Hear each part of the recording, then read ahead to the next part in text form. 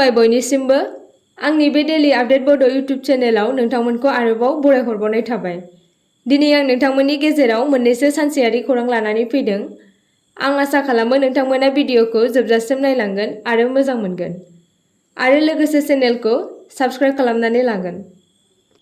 दिनैनि गिबिसिन खौराङाव दङ आद्रा थानाय मोन 628 मुंख्लं नखरफोरा थाबैनो रां अनसुंथाइखौ डिसेम्बर दाननि सिगां मोनफुंगोन होनना खोथा होदों हिमन्त बिश्व शर्माया।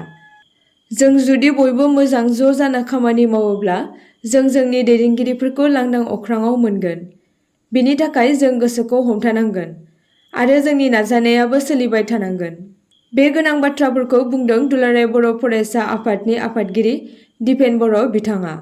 थांनाय 21 सेप्तेम्बराव दुलाराय बर' फरायसा आफादनि मोनसे थान्दै हान्जाया दिसपुरनि जनता भवनाव मानगोनां हिमन्त बिश्व शर्माजों सावरायलायनायाव बिटिआर गोरोबथानि दफाफोरखौ मावफुंनायनि खोथा होदों गिबि मन्थ्रि डक्टर हिमन्त बिश्व शर्माया। रन्जन दैमारिजों लोगोसे नेपालनि जोबथेसालियाव थानांनाय बारग' एनडिएफबिफोर आरो सा 60सो एनआइए केस नांना थानाय बारग' एनडिएफबिफोरखौ जोबथेसालिनिफ्राय थाबैनो उदां खालामनायनि सायाव खोथा होदों गिबि मन्थ्रि डक्टर हिमन्त बिश्व शर्माया आरो मोन 628 मुंख्लं नखरफोरा थाबैनो रां अनसुंथाइखौ मोनगोन होनना फोरमायदों। आद्रा थानाय माखासेखौ सावरायलायनानै सुफुंनायनि खोथा होदों गिबि मन्थ्रि हिमन्त बिश्व शर्माया। नैथि खौराङाव दङ हिन्जावनि नखरनिफ्राय जोथोब मोनैनि थाखाय फिसायनि नखरा बिहामजोखौ गाज्रि रोखोमै गाग्लोबदों। जोथोबनि थाखायनो फिसायजों लोगोसे नखरनि बिहाव बिखुनजोनि मुगैथाव सहायथावै खालामनाय जाथायनि सायाव पंकज देकानि बिसि तराली देकाया अजद होदों। तामुलपुर जिल्लानि गरेस्वरनि रामपुर कारिपारायाव बे जाथाया सोमजिदों, जेराव थांनाय मार्च दानाव रामपुर कारियापारानि पंकज देकाजों कामरुप जिल्लानि बालिकुचिनि भबेश देकानि फिसाजो तराली देकाया जुलि जादोंमोन। फिसाय पंकज देका आरो हौवानि बिफा रबेन देका आरो बिमा कमलाबाला देका आरो फिसायनि बिब' रितुमनि देकाया बिबाजैनि सायाव सहायथावै बुनाय आरो जेबो जाग्रा होआलासिनो गाज्रि रोखोमै गाग्लोबदोंमोन आरो गोरबोआव थानाय गथ'खौबो मुलि जाहोना गाज्रि खालामनायबो अजद होदों नासयजानाय आइजोआ। आरो बेजों लोगोसे फिसाजोखौ खौरां लानो थांनाय समाव बिफा भबेश देकाखौ बिजामादै पंकज देकाया गाज्रि रोखोमै बुनायनिबो अजद होदों। बेफोरबायदि सहायथावै जानाय जाथायनि सायाव थार बिजिरनायखौ नागिरनानै गरेस्वर पुलिस थानायाव अजद दैखांफैदों नासयजानाय तराली देकाया। थामथि खौराङाव दङ चिरां जिल्लानि बिजिनियाव आइजोखौ जिनाहारि खालामनो नाजानायनि दायाव इ-रिक्सा ड्राइभारखौ हमदों। चिरांनि बिजिनियाव समबारखालि सासे आइजोखौ जिनाहारि खालामनो नाजानायनि दायाव सासे इ-रिक्सा सालायगिरिखौ खानाय जादों। मुजाराब आली होनना सिनायथि होजानाय दायनिगिरिया एलपिजि गेस सिलिन्डार होनो थाखाय गाग्लोबजाग्रानि न'आव थांदोंमोन आरो बिथांजोआ हारसिं थानायनि खाबु लानानै बिथांजोखौ गाज्रि आखु खालामनो नाजादोंमोन। रिपर्टनि बायदिब्ला खेबसे न'आव हाबनायनि उनाव दायनिगिरिया बिथांजोखौ साबजाथावै गाज्रि आखु दिन्थिनो नाजादोंमोन आरो जोखोम खालामनायनि सिगां बिथांजोनि खुगाखौ हमनो आरो दबथायनो नाजादोंमोन। जेब्ला गाग्लोबजाग्राया मददनि थाखाय होख्रावदोंमोन अब्ला नसुंसेनि सुबुंफोरा बेखौ बासायदोंमोन आरो दायनिगिरिखौ हमदोंमोन। बे जाथाया सानजौफुनि 12 रिंगासोआव जादोंमोन जेब्ला फिसायआ गेस सिलिन्डार हैनो थाखाय इ-रिक्सा दैथायहरदोंमोन। गारि सालायग्राया नखराव रावबो गैयैनि खाबुखौ लादोंमोन आरो बे मुगैथाव दायखौ मावनो नाजादोंमोन। पुलिसखौ गोख्रैनो खौरां हरनाय जादोंमोन आरो उनाव आलीनि बेरेखायै मोनसे एफआइआर थिसननाय जादोंमोन। बे समावनो जायगानि सुबुंफोरा दायनिगिरिनि बेरेखायै गोख्रों राहा लानो दाबि खालामदों आरो जाहाथे इयुनाव बेफोरबायदि जाथायफोरखौ दबथायनो थाखाय पुलिसनि फारसेनिफ्राय गोख्रोंसिन सांग्रांथि थानो खावलायदों। ब्रैथि खौराङाव दङ मोन 28 जिल्लाफोराव येल्ल' एलार्ट आरो अरेन्ज एलार्ट होदों बोथोर बिफाना। दासान्दि बोथोरा गोबां सान्दुंनि बिदुंजों दुंखावनायनि गेजेरावनो हरखाबै अखा हागोननि सांग्रांथि होदों बोथोर बिफाना। दिनैनिफ्राय लानानै माखासे सानसिम माखासे जिल्लाफोराव गोबां अखा हागोननि सांग्रांथि होदों बोथोर बिफाना।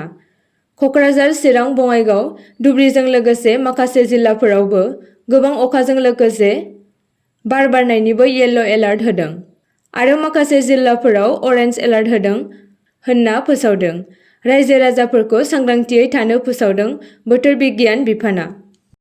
बाथि खौराङाव दङ क'क्राझार सोहोरनि सुभाषपल्लियाव कम्पानिनि नंखाय मावखुलि। पुलिसआ सिग्रोमनायनि गेजेरजों साब्रै आइजोफोरजों लोगोसे नंखाय मावखुलि सालायग्रा सानै सुबुंखौ क'क्राझार सोहोरनि सुभाषपल्लियाव थांनाय माखासे दानफोर सिगांनिफ्रायनो माखासे हिन्जावफोरखौ लानानै कल सेन्टारनि मुङै सोलिगासिनो दंमोन। आयेन बेरेखा खामानि जायगानि सुबुंफ्रा कमप्लेन हरनायनि उनाव क'क्राझार पुलिसआ मैया जायगायाव हरखाबै सिग्रोमहैयो आरो नंखाय कल सेन्टारनि मावखुलि खुलिग्रा सानै सुबुंजों लोगोसे बे मावखुलियाव खामानि मावग्रा साब्रै आइजोफोरखौ हमनानै लाङो। नंखाय कल सेन्टार सामलायग्रा सानै सुबुंखौ उत्तर प्रदेशनि होनना मिन्थिनो मोननाय जादों। जायगानि सुबुंफोरा फोरमायनाय बायदिब्ला बे जायगायाव मा खामानि मावो जेबो मिन्थिया, नाथाय सानफ्रामबो बे जायगायाव हिन्जावफोर फैबाय थानाय नुयो होनना फोरमायदों। पुलिसआ दा जाथायनि सायाव नायबिजिरनाया सोलिगासिनो दङ होनना फोरमायदों। दथि खौराङाव दङ चिरां जिल्लानि बिजनीयाव दैयाव गब'ना सासे फरायसुलिनि जिउ खहा। चिरां जिल्लानि सिङाव थानाय बिजनीयाव हरखाब दैयाव गब'ना सासे फरायसुलिया जिउ गोमादों। मिन्थिनाय बायदिब्ला हिन्जावसाया निज दामुगावनि थागिबिमोन। हिन्जावसाया फरायसालिनिफ्राय फैबाय थानाय समाव निज दामुगावनि मारानानास दैमायाव दुगैनो ओंखारदोंमोन, नाथाय दान्दिसे उनाव हिन्जावसाया गोथौ दैयाव गब'नानै हरखाबै जिउ गोमायो। हिन्जावसानि गोथै सह'खौ नुना जायगानि पुलिसनो खौरां हरो। पुलिसआ जाथाय जायगायाव सौहैना हिन्जावसानि गोथै सह'खौ बोखांना नायबिजिरनो थाखाय देहा फाहामसालियाव दैथायहरो। दैयाव गब'नानै थैनाय हिन्जावसानि मुंखौ रुनुमा खारबिन होनना मिन्थिनो मोननाय जादों, जाय जनाकी जातीय बिद्यालयनि सासे फरायसुलिमोन। स्निथि खौराङाव दङ 3 लाखनिबो बांसिन थाखो 9 नि फरायसाफोरनो बेसेन नाङै साइकेल राननानै होगोन। आसाम सोरखारा थाखो 9 नि फरायसाफोरनो साइकेल रानना होनो थिरांथा लादों। बेनि गुबै थांखिया जाबाय फरायसाफोरनि फरायसालि नागारनायखौ बाङाइ खालामनाय आरो रायजोनि खना खनला जायगाफोराव सोलोंथाइनि खाबुखौ बांहोनाय।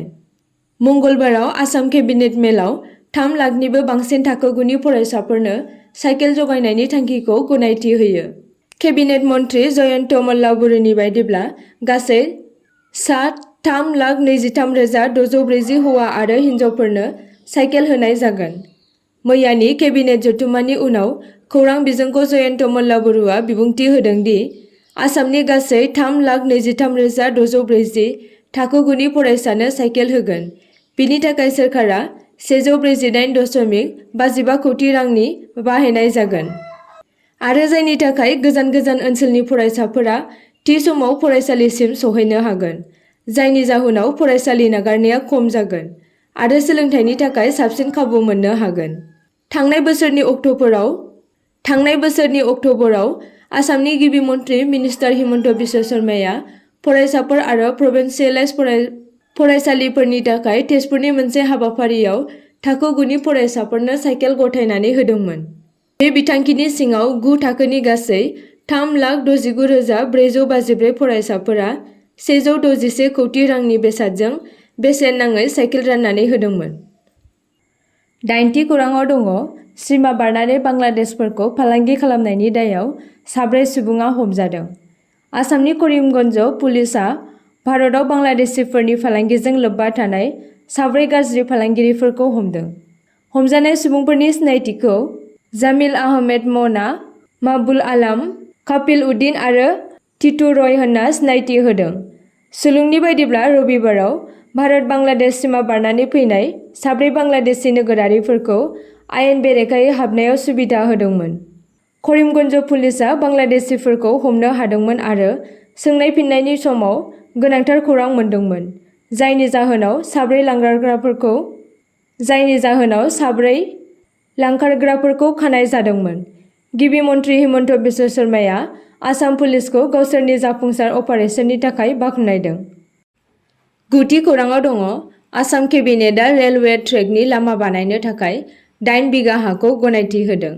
आसाम केबिनेटआ मैया गुवाहाटीनि बायजोआव 8 बिगा हाखौ NF रेलवे बिफाननो मोननै ट्रेन लामा बानायनो थाखाय गनायथि होबाय। ट्रेन दावबायनायनि मोनफ्रोम दिगनि थाखाय मोनसे। दिनै खौरां बुथुमगिरिखौ आसामनि केबिनेट मन्त्रि जयन्त मल्ल बरुवाया बुंदोंमोन दि आसाम फारसे फैबाय थानाय डाबल ट्रेक गायसननो थाखाय रेलवे बिफाननो गुवाहाटीआव हानि गोनांथि दङ। आसाम केबिनेटआ मैया रेलवेनो डाबल ट्रेक लाइननि थाखाय 8 बिगा सोरखारि हाखौ गनायथि होदों। गवालपारा जानानै आजेरा कामाख्या खोन्दो, बिनि गेजेराव 7 बिगा जालुकबारि मौजानि सिङाव गोग्लैयो आरो आद्रा थानाय 1 बिगा हाया सराइदेव मौजानि सिङाव गोग्लैयो, मल्ल बरुवा बुंदोंमोन। बिथाङा आरोबाव बुंबावदोंमोन दि बियो डाबल ट्रेकनि बिखान्थिखौ गोरलै खालामगोन आरो गुवाहाटीजों रेलवे फोनांजाबनायखौ बांहोगोन। बे राहाया ओनसोलाव रेल लामाखौ बांहोगोन आरो लाइमोनफोरनि थाखाय साख्रिनि खाबुफोरखौबो दिहुनगोन होनना मिजिंथिनाय जादों। मख'जाथाव दि आगस्तआव रेलवे बिफानजों लोगोसे जिल्ला खुंथायआ 20 बिगा सोरखारि हाखौ आयेन बेरेखा दखल खालामनायनिफ्राय उदां खालामदोंमोन। सन्देह गोनां खामानि मावनायनि अजद होनाय बायदियै थाग्राफोरखौ बोखारनो थाखाय जालुकबारि ओनसोलाव होखारनाय हाबाफारि लानाय जादोंमोन। आसा खालामो नोंथांमोना भिडिअखौ नायनानै मोजां मोनगोन आरो चेनेलखौ लाइक आरो साबस्क्राइब खालामनानै लागोन।